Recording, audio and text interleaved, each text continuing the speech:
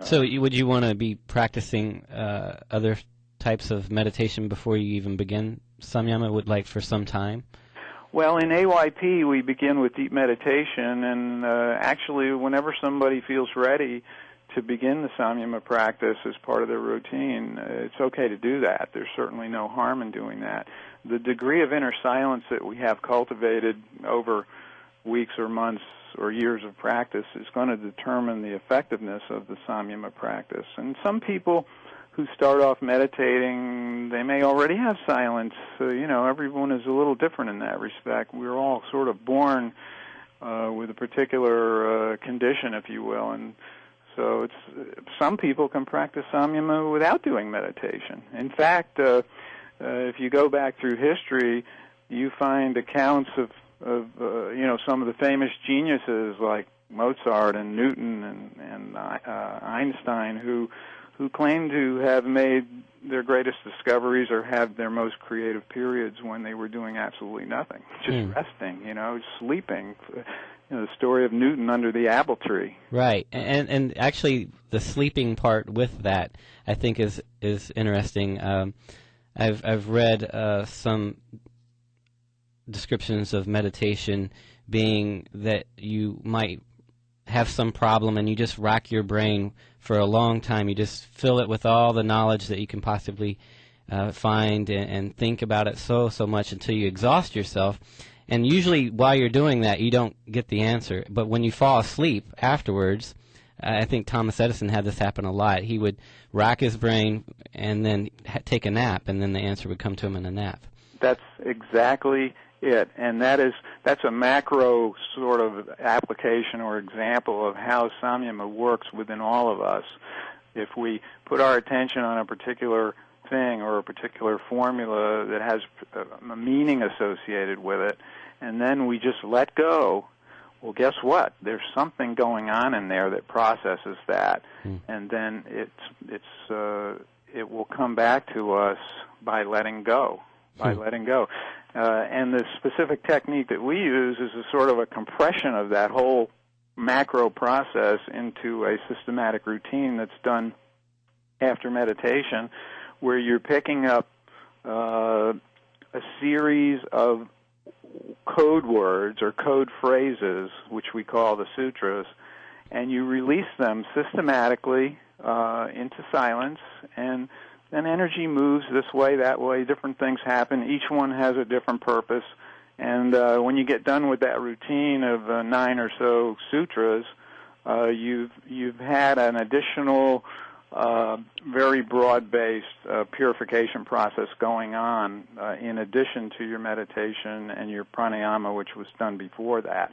And just to give you an example, the way the procedure works, and this example is how we start off in the book as well. Let's take the word love. It's a very broad quality, if you will, that we all have some resonance with the meaning of the word love, and that meaning is deep within us, based on our language and understanding of love and so forth, and all the education and whatever we've had. Right, but if someone were to ask us what is love, we all stutter through that. Yeah, we all do, but in our heart we know what love is, and if you take the word love and you just sit quietly, very quietly, until things just settle down inside. And if there's some other thoughts, that's okay. You don't mind them. But then you just pick up the word love at the quietest level you can possibly think it. And it may not even be a clear pronunciation. It may just be this sort of little murmur deep, deep inside you somewhere in your silence. You do that one time, and you let it go. And then you just sit there and relax for 15 seconds. And whatever happens, happens. There may be some thoughts, there may be some energy, there may be some emotions, whatever. And after about 15 seconds, you pick up love very faintly again and let it go for 15 seconds. And the same thing will happen. There will either be silence or there will be some emotion or some energy or whatever. You don't observe or calculate or measure what's happening. We just do the procedure very simply like that. And then we go on to the next sutra. And like I said, there's 9 of them. I'm wondering if that kind of works the way back when I was in graduate school, or actually any time in school, I would be given homework assignments, and I would never look at them until the day before they were due. You know, I'd get a week or something to do it. And I had a teacher once say that, you know, you think you're not thinking about that, but deep in your subconscious, you are working on it. Oh, yeah. And I didn't think I was, but you know, maybe that explains why the night before, even though I haven't put any effort or work into it, the night before, when there's no more time to wait, I just crank out a paper really fast, and it just comes right out, you know. Is that kind of similar to what the process you think that you're talking about? Oh, yes, it's the same inner mechanics that's going on within us, and we have such huge power within us to do these kinds of things, and many of us experience this sort of thing where you have an assignment and you forget about it until the last day, and then everything just kind of comes out. It just drops in, yeah, it just falls into place. That happens to me with the books a lot, too. I'll sit there for like 3 months thinking about the next book I'm going to write, and what am I going to write, and how's it going to be, and then I'll sit down after a few 2-3 months, and boom, it just all comes whooshing out. Yes, just yes. Amazing, and that's really a macro expansion on the whole Samyama process, and we talk about this in the book in a section called Samyama and Daily Living. When you actually, over time of doing this practice on a twice daily basis, you actually develop the habit in your daily life of sort of thinking this way, where you think, oh, you know, I'd really like to, you know, go to the mall at lunchtime, but I don't have a way to get there. You know, I'd really like to go. And you develop the habit of letting that go instead of kind of beating on it all the time. And then lunchtime comes and your friend comes up to you and says, hey, I'm going to the mall. You want to come with me? And you go, whoa, yeah, sure. Right. You're reminding me a lot of, I was just recently listening to audio CDs on Dr. Wayne Dyer's Power of Intention.